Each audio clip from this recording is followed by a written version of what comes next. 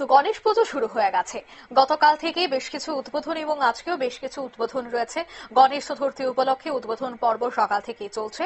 আচ্ছা, দেখা গেল একদন্ত সামাজিক সংস্থা তারা কিন্তু গত কয়েক বছর ধরেই গণেশ পুজোয় ব্রতী হয়েছে। এবছরও একদন্ত সামাজিক সংস্থার আয়োজন করা হয়েছে গণেশ পূজার এবং রক্তদান শিবিরেরও আয়োজন করা হয়েছে এদিনের এই অনুষ্ঠানে।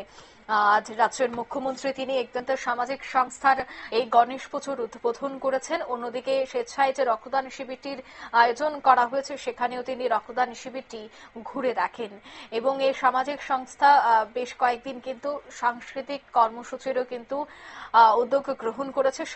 সামাজিক কর্মসূচি এবং সাংস্কৃতিক কর্মসূচির মধ্য দিয়ে এই উৎসবের মুখর পরিস্থিতির মধ্য দিয়ে দিন কাটাবেন তারা, সেই কথাই আজ বললেন। আরতির মধ্য দিয়ে আজকের এই গণেশ চতুর্থীর উদ্বোধন হলো। অনুষ্ঠান থেকে কি বলছেন মুখ্যমন্ত্রী শোনাবো। গণেশের আজকে জন্মদিন বলা যায় এবং আমরা সবাই জানি যে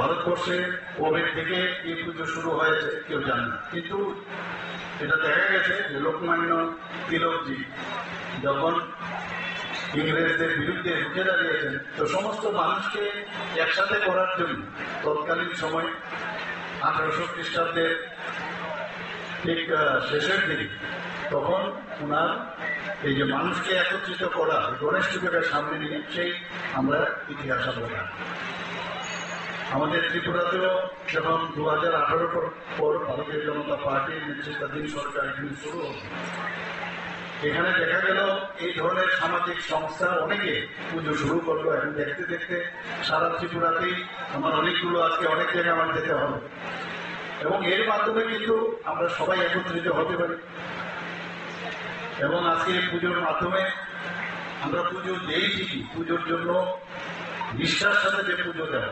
আজকে এখানে আরতি করলাম যে প্রদীপের মাধ্যমে, যে আরতির মাধ্যমে আমরা কিন্তু ভগবানের সাথে কানেক্ট করতে পেরেছি।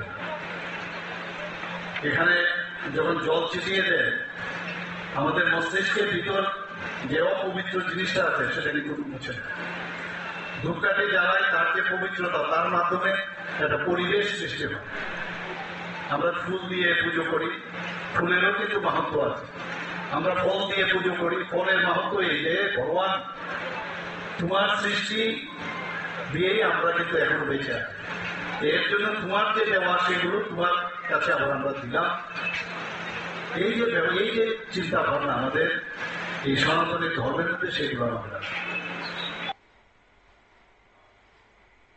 আপনারা শুনলেন তাদের এই বক্তব্য। একদন্ত সামাজিক সংস্থার উদ্যোগে কিন্তু এই কর্মসূচি রক্তদান কর্মসূচির মধ্য দিয়ে আজকের এই উদ্বোধনী অনুষ্ঠানটি হয়।